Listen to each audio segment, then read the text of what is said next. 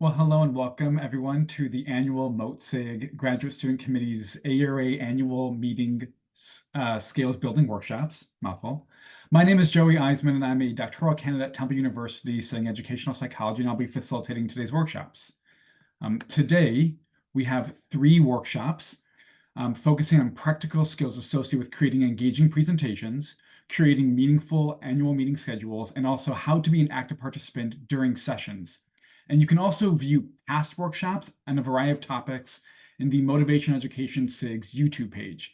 Today's session will feature myself and 2 friends and colleagues. These include me, and then also my friend Maggie Walsh, a postdoctoral fellow at the University of Washington, St. Louis, who will share best practices about crafting schedules, and also Jeff Vomand, a doctoral candidate at George Mason University and the director of the Division of Applied Research and Evaluation at the University of Tennessee's Social Work Office of Research and Public Service, and soon to be doctor. He will share thoughts on being an active session member. So let's get started with the first topic. I'm going to start today by talking about practical skills associated with creating PowerPoint presentations that focus on 2 aspects of the presentation that we will bring together.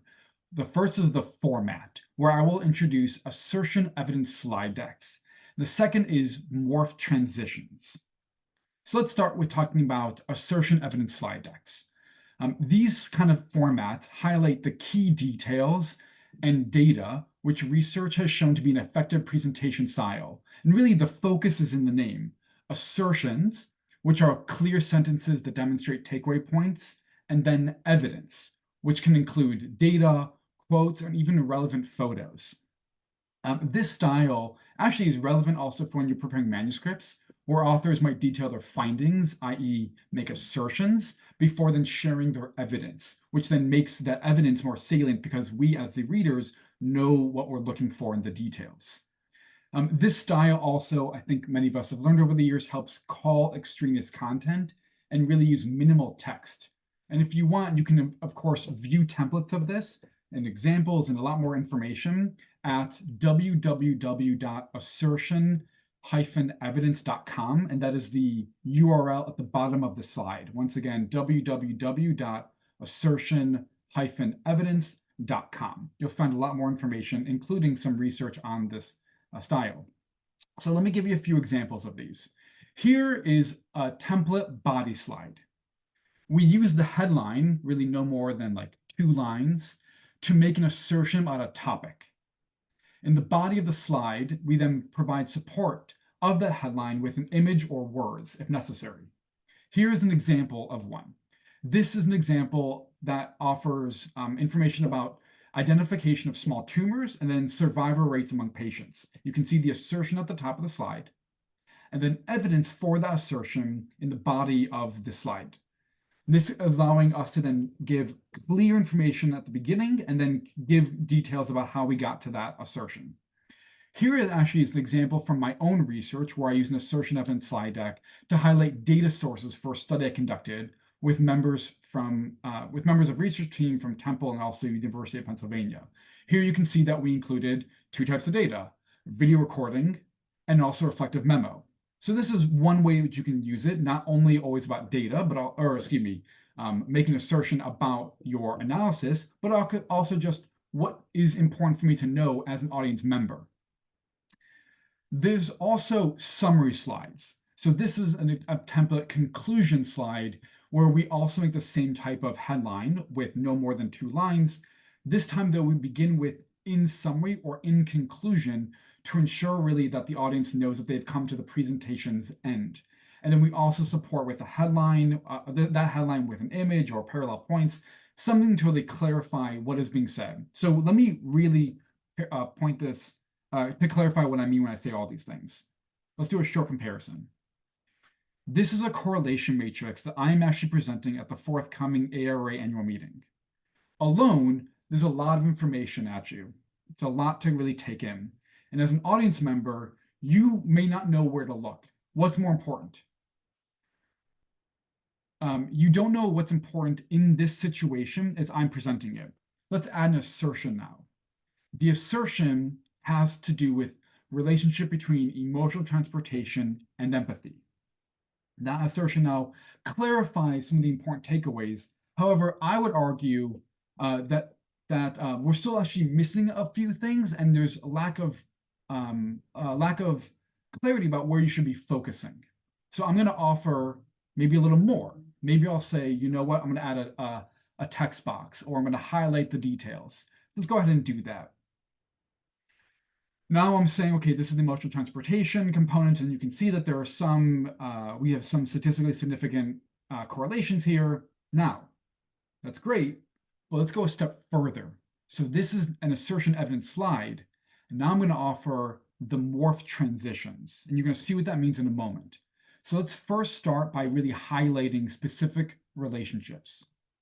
So we're going to talk about emotional transportation, and then empathic concern, and I'm showing you 3 different boxes simultaneously. The empathic concern, as we know from correlation matrix, is number 1. We follow that down to emotional transportation. We can see that relationship. The morph, though, allows us to capture our audience's eyes, as you will see in a second, as I transition from empathic concern to perspective taking. And that allows us to actually see the details when I'm saying things like emotional transportation is related to these constructs. Here they are. That's one thing if I were to just highlight them simply, but by morphing them or shifting them, it clarifies a lot more points. That fluid movement allows me to direct the audience's focus. Let's give you another example using an SEM. This one, I want to first thank Jeff for sharing with me. Thank you, Jeff. This was one he presented at the American Psychological Association's annual meeting. And we do have an assertion here. Student perceptions of teacher empathy predict grades through mediation of cynicism. Now, of course, you can probably already tell this is a little bit of a minimalist version of an SEM. I didn't include all the different components to it. That's really more intentional of just trying to highlight not what you might do as a best practice at a presentation, but just for this conversation of what's the details I'm trying to point at you. So maybe instead of giving this all at once, we may build the SEM together. So let's start with just a few different components. Cognitive empathy, as we can see, is loading onto inefficacy. So we have this relationship between the two, but as we'll note in a moment, that's really not the important one that's part of the assertion. So I can use a morph to move this arrow from the bottom construct to cynicism. Once again, drawing my audience's attention through that fluid motion. Now, I might want to continue to add my SEM together. So I'm going to push in the grades component. And then we're going to add the last bit, which is the sex onto grades. This is one way in which you can introduce this. And I'm sure if you're at home, you're asking, well, how do I do this? So let's go ahead and show you. So I'm going to stop sharing my screen for a moment. And I'm going to reshare my screen. I'm going to ask in a moment for a quick thumbs up when you all can see in a moment while I get everything a little bit ready. There was that transition between turning off.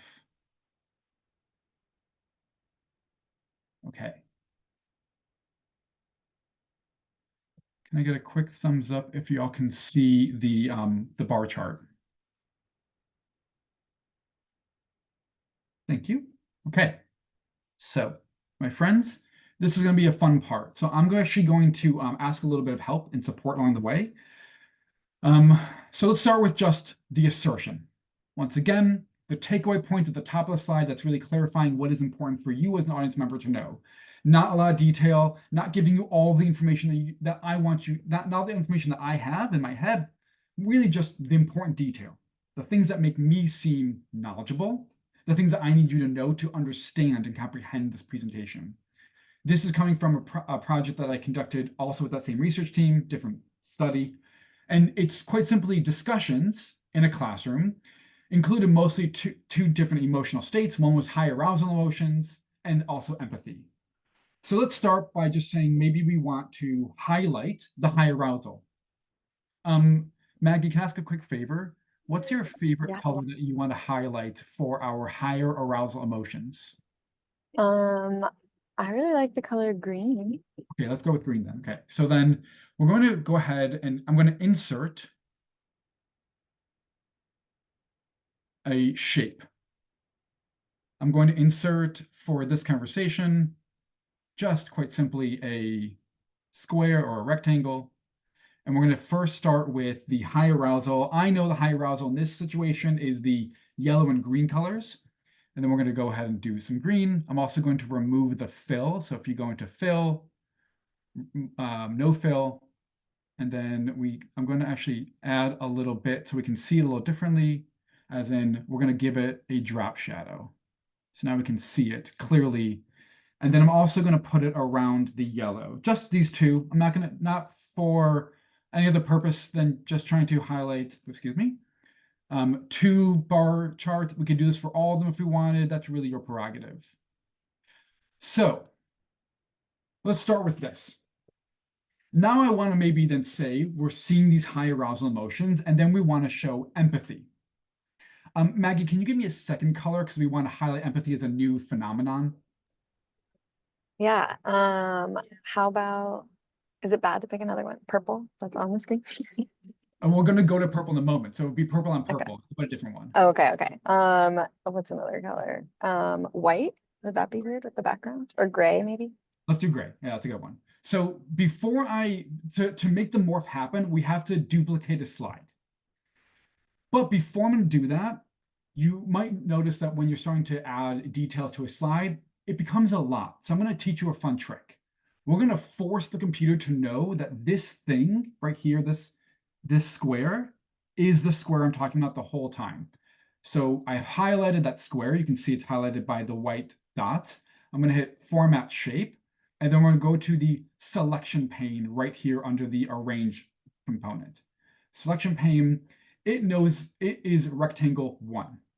So to ensure that the computer knows that this is always rectangle 1, I'm going to give it 2 exclamation points. This is just to force the computer to always say this is the same thing. We're going to go to this one as well, and we're going to say this is also rectangle 2, always and forever. Now I'm going to duplicate the slide. So go ahead and duplicate.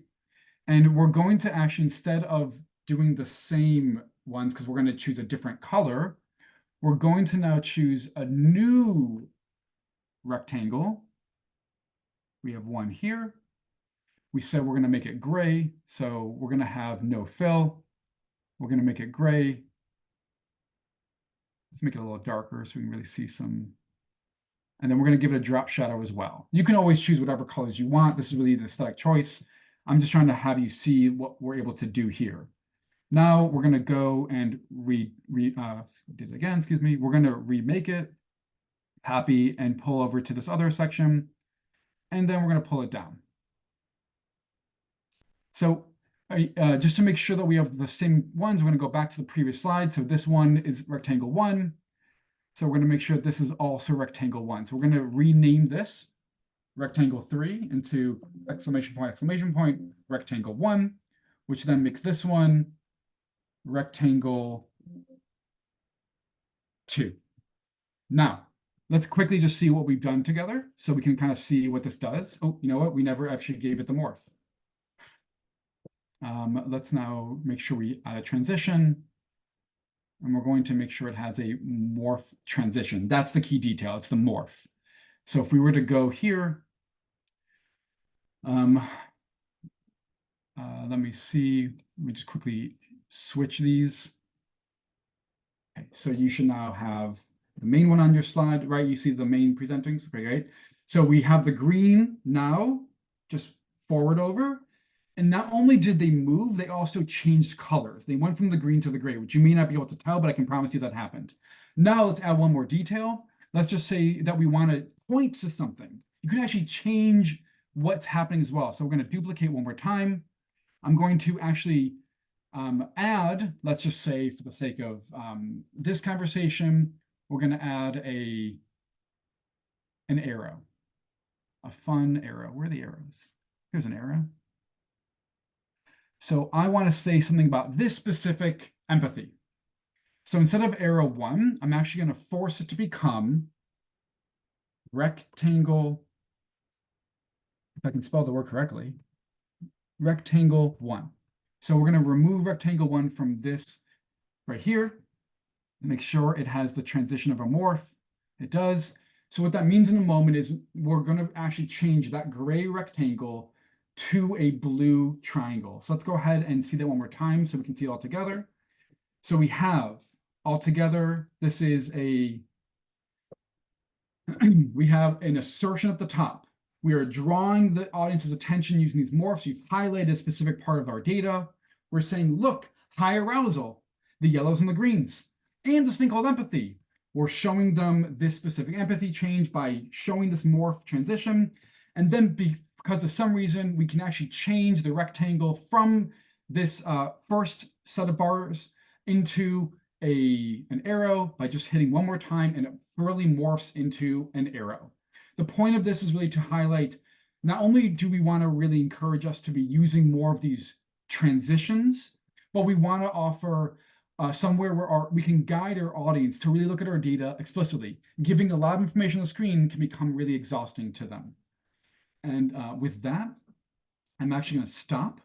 We're going to stop sharing. We're going to stop recording in a moment, and then we're going to transition